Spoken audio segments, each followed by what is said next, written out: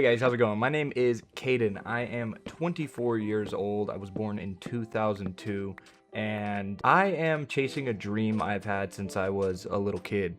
That dream is being in the UFC and making a ton of money so that my family is set forever and doesn't have to work.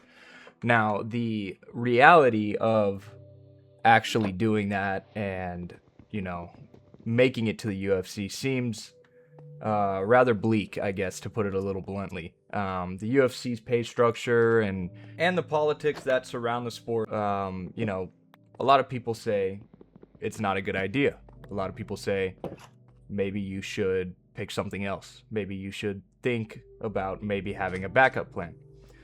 And a lot of the times when I talk to those sort of people and I start talking about fighting, I realize that they don't truly understand why I actually do the sport.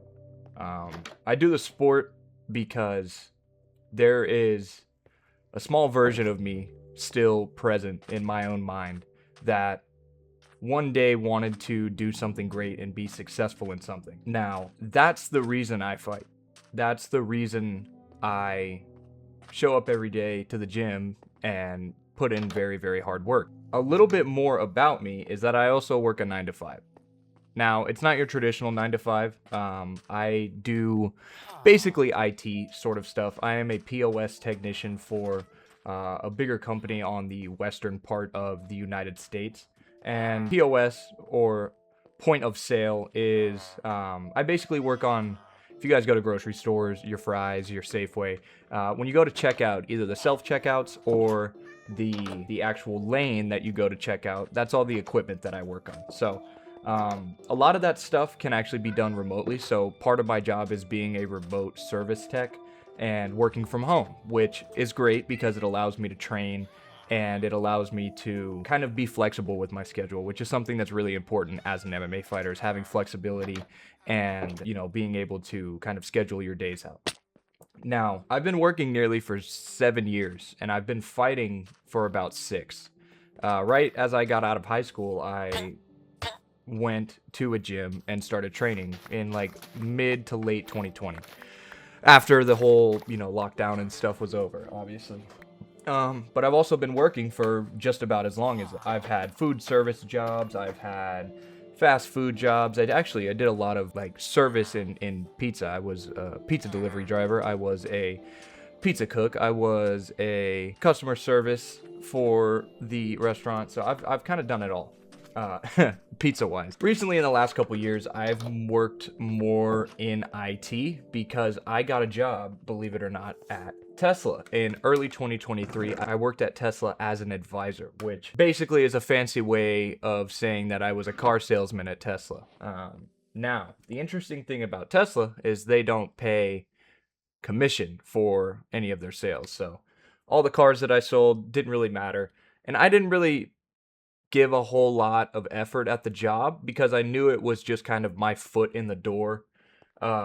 And a way for me to get into the IT world. And that's exactly what happened is in about early 2024, I was actually laid off from the company when Elon did a round of cuts. And I'm not bitter about it because I really didn't enjoy the job at all. I just did it for the money and I showed up for the paycheck, which a lot of people do in the United States. But it was actually a good thing in disguise. I was laid off, but I also got a nice, decent severance from the company. So that let me kind of float for a couple months while I found another job. This then allowed me to branch out into more IT-based roles. I worked next at a call center. I then worked as another customer representative for another company. And then I got my first field service tech job. And that is about at the end of, or at the beginning of 2025. So this is fairly recently.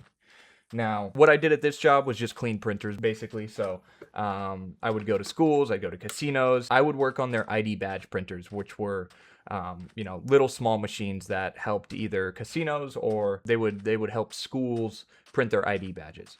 So I worked on those, and I worked at that job for about a year. Again, that job kind of grew old, and I was actually let go from that job as well. Very, very unfortunate turn of events, but I was let go. Again, not too disheartened by it.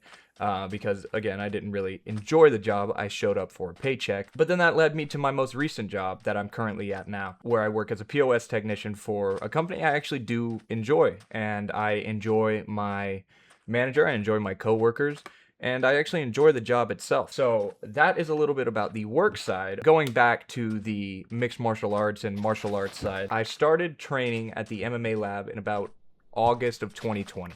I don't know if that was necessarily the best option. I was more trying to get my feet wet and more or less trying to find a community that accepted me and wanted me to be around. Now, I don't think that this was anybody's problem but my own, just being an odd kid, on the outskirts. But I went to the MMA lab and I made tons and tons of friends that I still do talk to this day, but I felt like I almost didn't fit in to the mold that they were trying to make all of their fighters. I felt like I was maybe more, I don't even know what word I would use to describe myself. But I just knew, and I had this feeling that I was different and I was a different fighter. So, about 3 years in, with the MMA lab, I had about 5 amateur kickboxing and Muay Thai fights. And those definitely helped me a lot in, coaching. Those helped me a lot in preparing for a fight and just going through the whole process for the first time or for the first couple of times. And it really kind of made me fall in love with the sport. That's what a lot of people say, that when they get into mixed martial arts or martial arts in general, when they actually fight, that it's like the greatest drug on earth. And I'm no different. I very much believe that fighting is, a high that not many drugs are able to recreate, especially winning. But that's a little besides the point. So I left the MMA lab in about October of 2023. And I found a gym called UKF Gym. I noticed that the head coach had actually trained at the lab for a number of years. So I thought, why not? They had a pro fight team. And that was one of my main reasons for leaving the lab, is I felt like I was never going to get on their elite fight team just because of the expectations that they had for those fighters. These are, again, guys, UFC level competition. These are UFC level fighters. And I was on the amateur team at the MMA lab. Now, I moved over to UKF and I immediately felt like I fit in more. The coaches liked me. I felt like I could talk to my coach more. I felt like I was valued more. I felt like I kind of just found a place where I was accepted. So my first couple fights with the MMA lab, I went 1-4. Now, 1-4 sounds pretty bad, and it is pretty bad for an amateur record, but I was doing tournament-style fights. So basically what these was I would pay to fight, to make weight, show up, and then they would put me in a bracket with a bunch of people, and I would have to fight multiple times to even get a chance of winning. I didn't do very good in those tournaments, and I only had 2 what we would call like I guess it would be a smoker, but they were actually sanctioned, actual real fights at Rage in the Cage.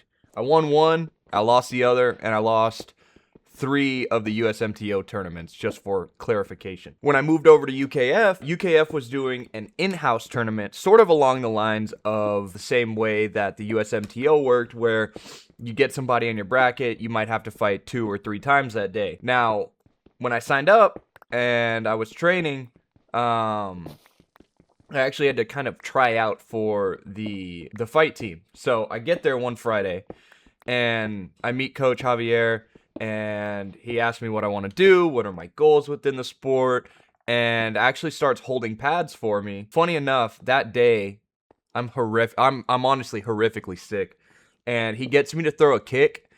This might be too much information, but I farted when I threw that kick, and I honest to God, shit my pants a little bit. And it didn't come out or anything. I didn't say anything. But by the end of that pad session, he told me I could come train with the pro team, and he'll get me some fights. So I start training with the pro team. I start making some new friends at my new gym, and I'm just having a great time. Javi lets me know that they're doing that in-house tournament, so I sign up, and that is my first fight with them as a gym. So I was a little nervous, I was a little anxious, and I had a lot of like, oh, I gotta do good, I gotta do this, I gotta do that. and they ended up putting me in the main event. So I was the very last fight of that day that they did. And I fought some kid from another gym called Apex, and I did incredible. I had a very, very good performance. I beat the kid 30-27 across all scorecards, and that was my real, like, first win that fully made me feel like I could do this.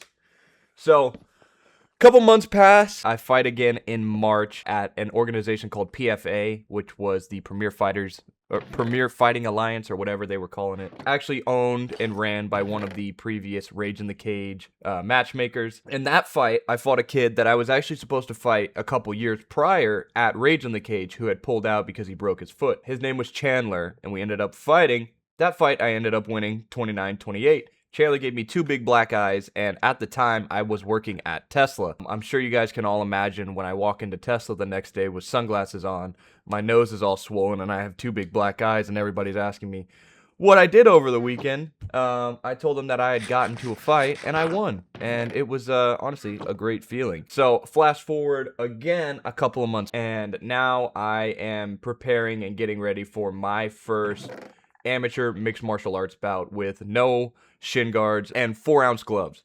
4-ounce gloves are scary. Funny enough, kid I'm fighting, I know. I used to actually train with him at the MMA lab. The fight goes on, the fight starts, I make weight, opponent makes weight. I have never felt more certain of something in my life. I went through, I did everything I had to do, and in the fight, I knocked the kid out in the second round in about 40 seconds with a left hook.